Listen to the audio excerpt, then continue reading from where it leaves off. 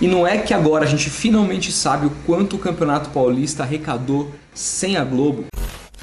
Salve, salve galera, Rodolfo Gomes na área para mais um vídeo aqui, dessa vez Express, para trocar uma ideia com vocês, porque finalmente a gente teve acesso aí aos números do Campeonato Paulista e era uma coisa que a gente queria muito saber, porque mudou completamente o mercado, né? A gente sempre esteve acostumado aqui no Brasil, ou as negociações individuais, ou as negociações até em conjunto, mas com apenas uma emissora. A gente nunca tinha visto negociações multiplataforma. E isso estreou aqui no Brasil com o Campeonato Paulista.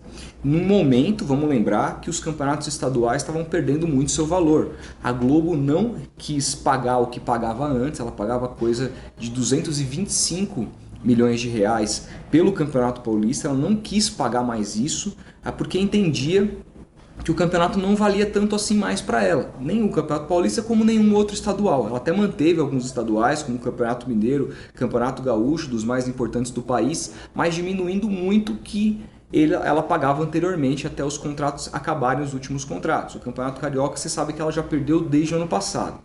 Pois bem, esse ano ela resolveu aí diminuir a proposta para o Campeonato Paulista, ano passado, na verdade, quando o contrato se encerrou, e ela acabou perdendo a exclusividade. A Federação Paulista se uniu aí à Live Mode, que é uma agência importante, e assim resolveram, com a anuência dos clubes em conjunto, vender separadamente para vários players, como faz o NBB aqui, por exemplo, no Brasil, como faz as principais ligas do mundo, a Libertadores faz, os campeonatos nacionais europeus e tudo mais, a Champions League, vocês sabem muito bem.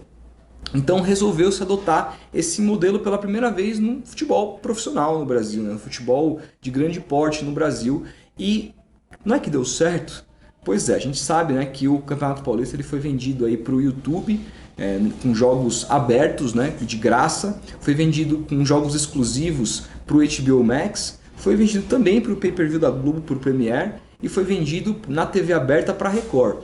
Somando todos esses valores, a competição arrecadou aí 293 milhões de reais, batendo aí quase os 300 milhões de reais e aumentando 30% a mais do que arrecadava com a Globo ano passado. Repito, no momento que os campeonatos estaduais, sobretudo, estão caindo em desgraça, que as pessoas não estão olhando mais com os mesmos olhos que olhavam antigamente. As audiências não são tão boas. Se você observar os números da Record, principalmente na primeira fase da competição, já desse ano você vai perceber isso, a falta de interesse do público, até mesmo quando envolvia jogos do Corinthians. A gente teve um clássico, Corinthians e Santos, nas primeiras rodadas do Campeonato Paulista, que deu uma audiência muito ruim para a Record, um clássico. Né? Então mostra muito como uma competição que tem perdido interesse. Claro, chega nas finais, a audiência foi estrondosa, costuma ser, era assim na Globo e não poderia ser diferente na Record. Em todo caso, repito, uma competição que estava em baixa, quando vendida por pacotes em conjunto para vários players, conseguiu aumentar a sua arrecadação. E o que isso diz, o porquê que isso é importante? Isso é uma notícia muito boa e uma notícia muito ruim. Bom, é boa para os clubes que vão arrecadar mais dinheiro e é boa para mostrar para os grandes clubes nacionais o potencial de arrecadação que o Campeonato Brasileiro tem se ele fizer a mesma coisa, o mesmo modelo, se ele adotar o mesmo modelo a partir de 2025. Em 2024 se encerra o contrato com a Globo. E a única maneira de se fazer isso é liga. Ponto. Então essa notícia ela é muito boa para a liga. É uma notícia muito boa para a criação da liga, porque os clubes vão ver realmente os caras conseguiram dinheiro e a gente precisa fazer igual, fazer o contrário, se dividir em dois ou continuar negociando individualmente, cada clube, independentemente do seu tamanho, rasgar dinheiro, simples assim. E eu não estou nem falando de investimento, de venda de parte da liga, que poderia já render uma grana multimilionária aos clubes no ato da criação dessa entidade. Estou dizendo apenas de questões aí que envolvem direito de transmissão, tá? Outra coisa é que assim, a gente precisa lembrar que no Campeonato Paulista existe uma união muito mais forte, muito mais fácil de se fazer, porque, por exemplo, o Corinthians até então aceita receber a mesma coisa que o Santos, né? Muito diferente de um cenário de Campeonato Brasileiro. O Flamengo não vai aceitar receber a mesma coisa que o Santos, por exemplo. Então se torna mais difícil o processo, mas mostra muito para esses grandes clubes que a liga tem potencial se ela for vendida por pacotes em conjunto a partir de 2025. A parte ruim é que esse modelo valoriza demais o Campeonato Paulista e o seu modelo batido, né? Falei aqui das baixas de audiência, falei aqui, não falei, mas deveria ter falado do excesso de datas, que isso ferra com o calendário como um todo. A gente vê hoje, não há semanas livres para os clubes que estão disputando 3 competições aí poderem treinar, né? É um jogo atrás do outro, é técnico improvisando o jogador para tentar descansar o mínimo, e com isso a qualidade do espetáculo, a qualidade de intensidade do jogo baixa demais, e a culpa disso tudo é dessas malditas 16 datas que são ocupadas pelo campeonato estadual, que inclusive tiram a possibilidade dos clubes de poderem folgar nas datas FIFA, né? Então eu sou um completo, assim, sou um cara completamente avesso ao modelo do estadual como ele é hoje. Não sou a favor do seu fim, mas acho que ele precisa ser remodelado.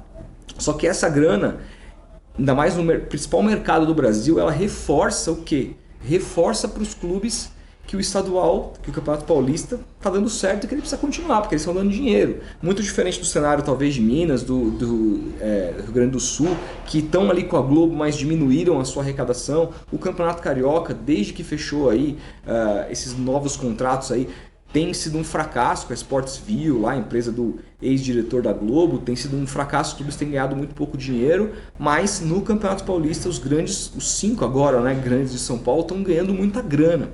E isso mostra que assim, eles não vão querer abrir mão desse campeonato, a não ser que alguma coisa muito grandiosa aconteça, que venha através dessa liga. Então assim, essa é a notícia ruim. Né? É muito difícil a gente imaginar que 2023, até porque esse contrato também foi fechado até lá para 2025, é um contrato multiplataformas que vai para vários anos, mas é muito difícil a gente imaginar que depois disso, para 2026, o Campeonato Paulista não vai ser renovado com essas benditas 16 datas, porque tá dando dinheiro, né? Então, bom, essa é a notícia complicada, mas a notícia boa para mim é melhor, né? Ela supera essa notícia ruim, porque mostra muito para os clubes, mostra que eles têm uma oportunidade de ouro na mão deles de fazer muito dinheiro com televisão, nesse cenário agora que o streaming está cada vez mais forte no país, que as pessoas estão cada vez mais assinando, cada vez dando mais dinheiro e as TVs acabam morrendo. A gente vê que existe um potencial de arrecadação muito forte por parte dos clubes se eles resolverem sentar de uma vez numa mesa, se acertarem e criarem essa bendita liga.